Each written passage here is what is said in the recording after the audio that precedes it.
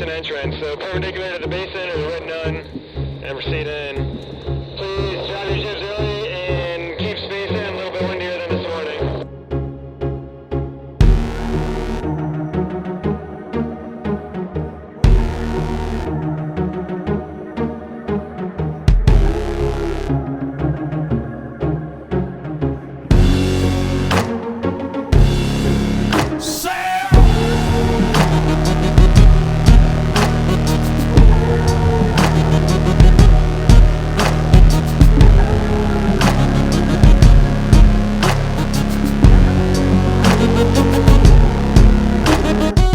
Sail 1, all you're doing is rigging and de-rigging. You never actually get underway with the plebes.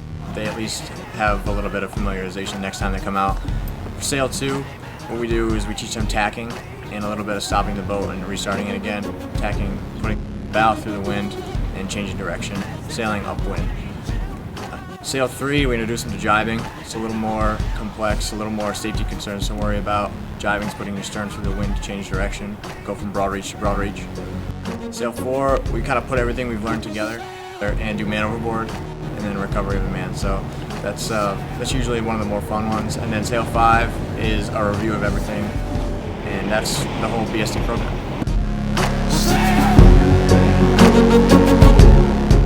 Hey, Mom.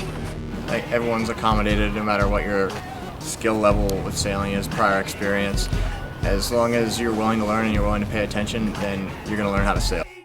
And after a few repetitions of it and seeing it done on the water and learning the terms in the classroom, putting it together, most plebes can identify pretty much everything on the boat and be able to conceptualize what a tack or a jibe is, or what a man overboard is at least going to look like. Sailing's the best part of the day.